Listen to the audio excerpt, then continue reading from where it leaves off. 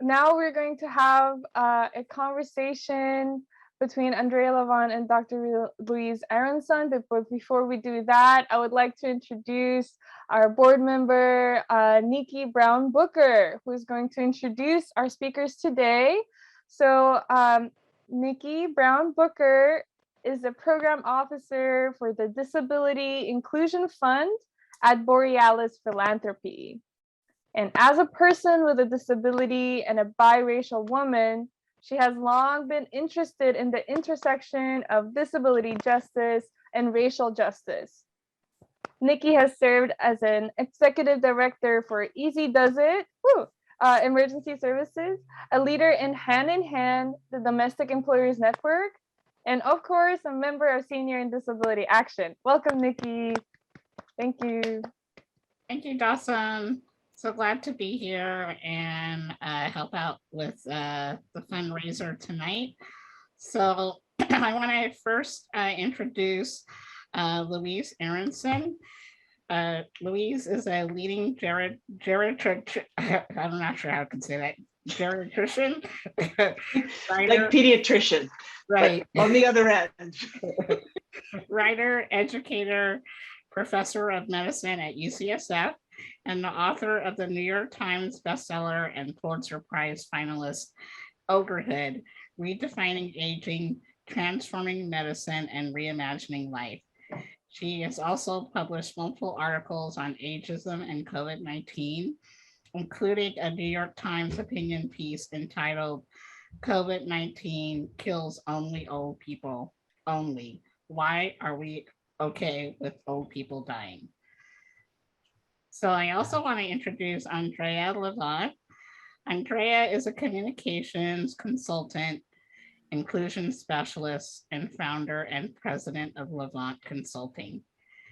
As impact producer for the Oscar-nominated documentary Crip Camp, A Disability Revolution, she leads efforts to promote understanding of disability as a social justice issue and build across lines of difference.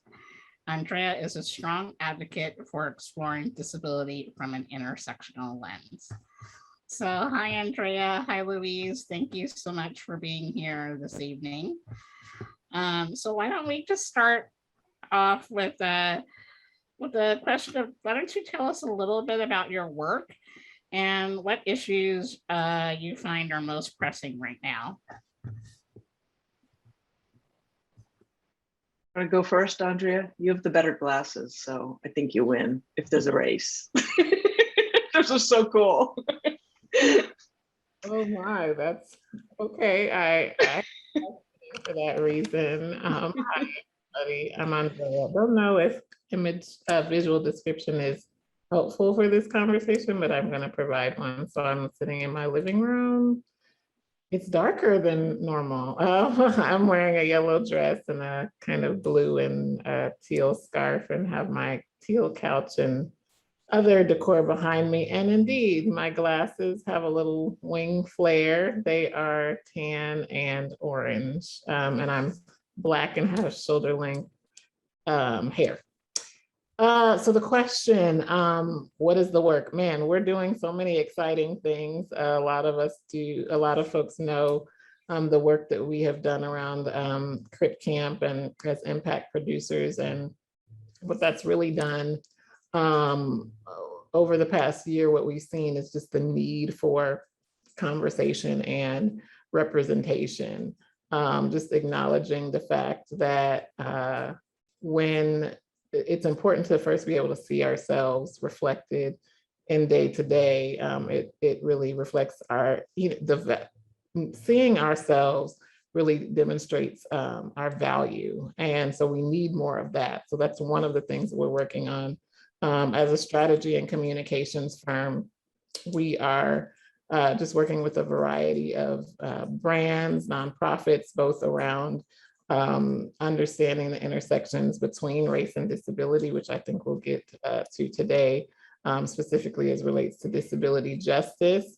And then also, again, thinking about what organizations are doing internally to make sure that disability is included in all of the work that even their employee engagement, but also externally in how they're reaching disabled folks, not just as consumers, but again, as folks that are really, that we are worthy of being included in everything that they're doing. So we have all kinds of things going on.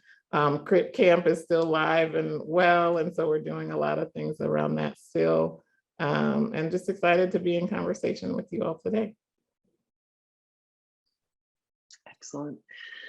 So I will follow suit. So I am a middle-aged white woman with sort of probably more salt than pepper hair at this point, and some glasses that are tortoiseshell-ish and a white top.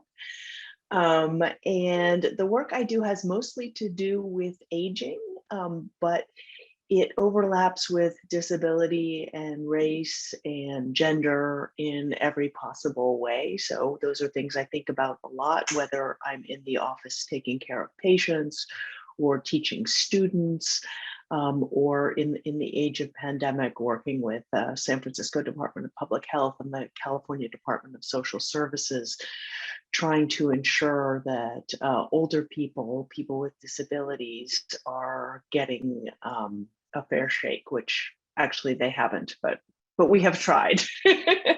So I'm sure we're going to get to that more also. But mostly I think about aging and old age all the time. So you both kind of mentioned, you know, racism and ageism and all the different isms are really affecting us right now. How do you see those racism, ableism, and ageism being linked with each other?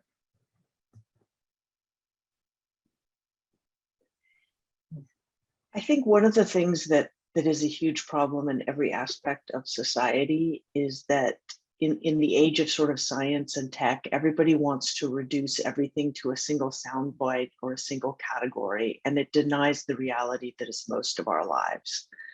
And that makes it really hard to have the right appreciation, services, data, whatever else you need to do the right things by people. And so I think those things are always linked, and that we're doing lately a much better job about talking about the intersectionality, whether it's the fact that, and that this is a statistic I quote often, so people all know that older people are more likely to have died from COVID, but most people don't know that if you take people between the ages of 75 and 84, if you were Black, you had a 900-fold risk. If you were Latinx, you had a 500-fold risk.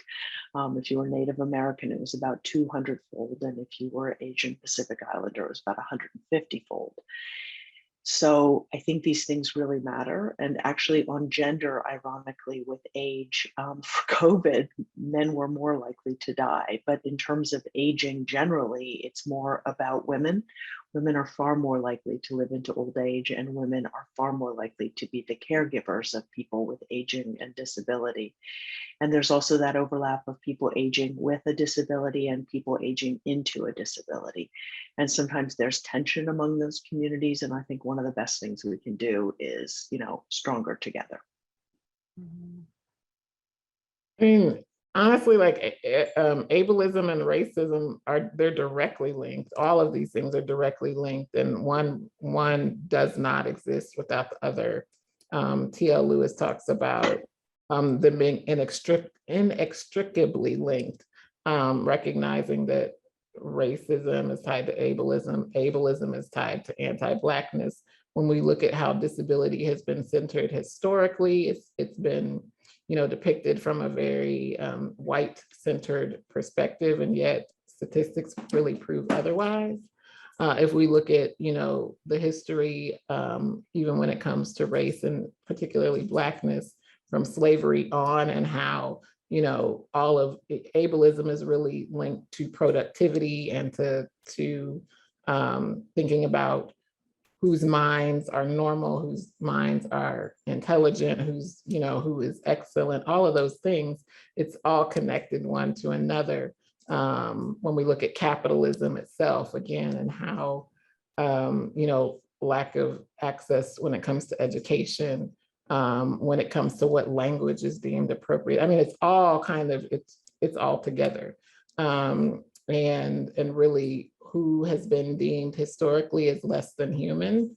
And again, when you look at Blackness and slavery, and when we look at eugenics and all of that in connection to oppression as relates to ableism, again, it just is literally one doesn't exist without the other. So yeah, that's where we're at. And I think when we look at it today to the points that were just made, we see it in COVID response or lack thereof, and how it's affecting the Black community. We look at voter suppression and the communities that are being affected as when it connects to ableism and racism. We look at, again, the school to prison pipeline and how those are ableism. It's all interconnected. So yeah, everything is connected. I really agree with both of you about that. I mean, particularly with this pandemic right now, I mean, I know that I'm tired and I'm wanting it to be over. But clearly COVID is not over with us yet. So what do you think we really, if anything, that we've learned from the past year and a half, particularly around ageism and ableism related to the COVID? I think each of you talked about it a little bit, but maybe you can just expand on that. And how do we not forget, once this thing is over, or, how do we not forget about and really learn from this experience? So for those that don't know, when we started on the project with Crip Camp, it was me and the late Stacey Park Milburn. And one of the things that when we started on Crip Camp, it was like a week before the shutdowns began. And I remember, talking to the producers of the film, talking with, other parts of the team, and they were trying to figure out how, with this film coming out and the traditional ways that a campaign, an outreach campaign would be run, how it would be possible to really do anything and to affect change the way that they wanted to. And I remember us having a meeting, with them, Stacey and I, saying, that this is what we've known all along as disabled people, that actually, we know how to do. We've always been innovative, we've been creative, and quite frankly, we've been convening online and showing that it's that there's success therein and opportunities to build community, perhaps in even greater ways than that can happen in person. And so the rest is kind of history. I think about the fact that, we initially wanted to host an event that maybe would bring together 50 people in person, reviving a Crip Camp. And then when we decided to do a virtual event last summer, we were upwards of nearly 10,000 people from around the world that were able to come together. So it just proves that we know what's up. You know what I mean? Like, disabled people know how to make things happen. And, not because we're aiming to please anyone else or exceed anyone's expectations. We're just existing the way that we should be able to. But it's proven that. And so my hope is that will, continue. I would say that that's one of the reasons why, we are having opportunities now, even organizationally, to continue, because people are acknowledging it. There's a lot more that needs to be done. But, the recognition that virtual accessibility actually, here we are meeting on Zoom, people were like, how can people work from home? Oh, wow, it's actually benefiting everyone. Yeah, obviously there's still more problems, and we experienced a lot just as relates to healthcare, those of us that have PCAs, and how so much that continues to need to be done. But I'm hoping that the learnings that we have had, and how so much has moved into ways that at least can be accessible for those of us that need those things, that they continue. Mhm. Yeah, I love that. I love that it forced us to sort of accelerate this digitization, although I still see in my practice a big divide that has a lot to do with income, race, and advanced old age. You know, I guess apparently the infrastructure bill passed the Senate. So maybe we could have universal internet and have more access, although of course people still need devices. But I do love the fact that people don't have to waste all their time and energy, you know, getting to something, and that it's more accessible to so many more people. I think that's a great move forward. I also hope in terms of all the care systems that we'll pay more attention. I'm not sure people have a greater understanding of home-based care, which is of course the vast majority of care after this, because it was sort of out of sight, out of mind, although we all fought back against the governor when he wanted to cut those services right when everybody was dying in nursing homes, which was just brilliant, really, if you think about it. Anyway, luckily that didn't happen.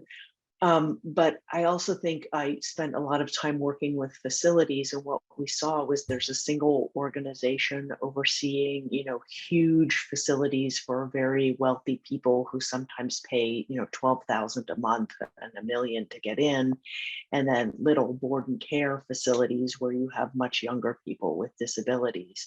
And the same rules really didn't apply. And at the same time, even though those places were set up to emphasize the person and the social environment, there were clearly some health risks. So I'm hoping we're going to think more about how do we enable people to thrive in their communities? You know, how do we create communities that are accessible to all? Because it's oftentimes that's forcing people into homes, not a specific need. At the same time, it's also clear that people have really different needs and desires. And how do we make those places safe and get people in charge of them who understand the huge variability in the people who live there and in the sites themselves?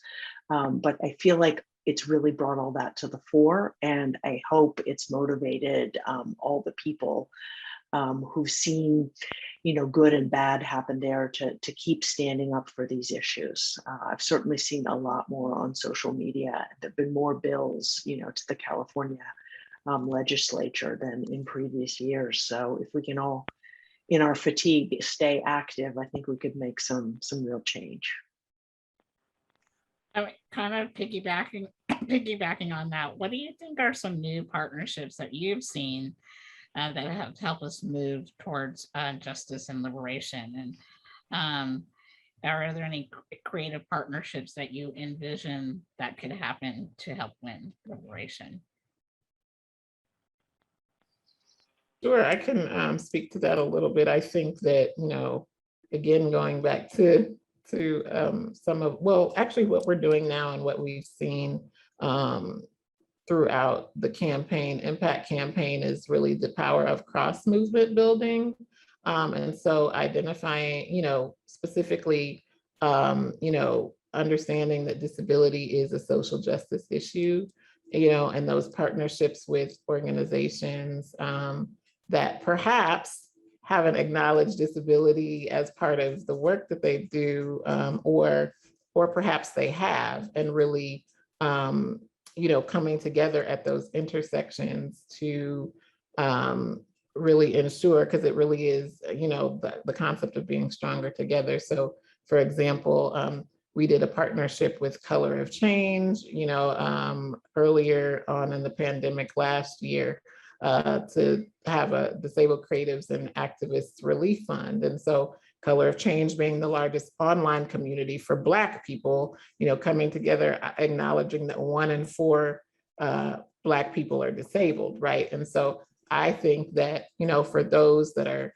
movement building organizations, grassroots, that are doing that level of work, when we can come together, specifically whether it's policy, you know, whether it's program, anything of that nature, I think really has the power to affect long-lasting change. So those are my hopes for more of those types of partnerships. Yeah, I think having people not deny the areas of overlap is really helpful, and seeing the strength of other groups, and that you strengthen. There's always some territory when there are humans. And you see a lot in aging groups. Well, we're not disabled, we're just old, or there's just these subtleties. But if we lived in a world that was okay with disability, it would be a world in which it was much easier to age. And if we lived in a world where it was okay to age, vice versa.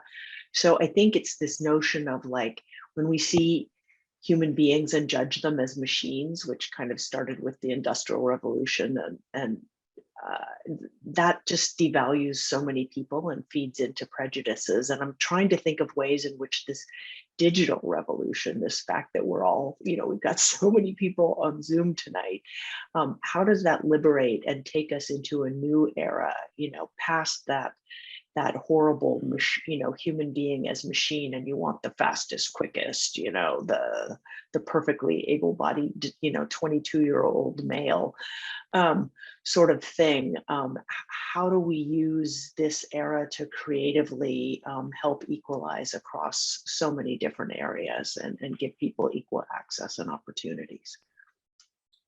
Great. I think we have time for just one more question. So let's talk about pride. I mean, what does it mean really to be proud to be disabled or to be older in your eyes? I think it just means owning that you have humanity and rights, no matter what your age or ability status, right? I mean, I certainly see with old age, people begin apologizing for needing help, begin apologizing for things they can no longer do. But the fact is, if you live into old age, you have succeeded in making it through the human lifespan. It is normal and natural to need more assistance at various times of life. And actually, if we're honest, we all need assistance at all times of life. It looks different for different ones of us at different periods. But I think everybody sort of owning their own rights and not apologizing for who they are or what they need, because the rights come with you as a person, not with any of your demographic attributes or whatever. I see my friend Allie Cannington on here. We were in a conversation the other day, and this question came up. So I'm just going to kind of repeat what I said then, and that is that, for me, pride has been an evolution, because I didn't grow up specifically as a disabled person. When, again, going back to the concept of not seeing yourself, often when you don't see yourself or know that there's a history connected to you, there's not this, you don't even understand your value to therefore have pride. And so I think that, there was a point at which I started growing kind of disability pride when I started learning about the disability rights movement, things of that nature, and going, okay, great. And I think I separately had Black pride because I grew up in a family that could appreciate, that taught me a Black history, but they still were kind of going parallel. And I think, as I have evolved as a person, and learned more and have really, been steeped in disability justice, it's really the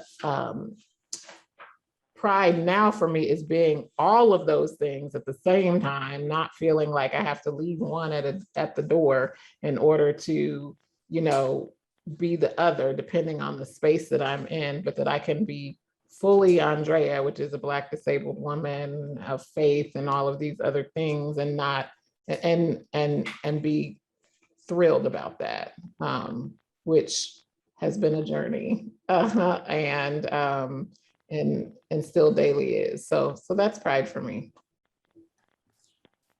Thank you so much for both of you for being here tonight. This is a really good, great conversation.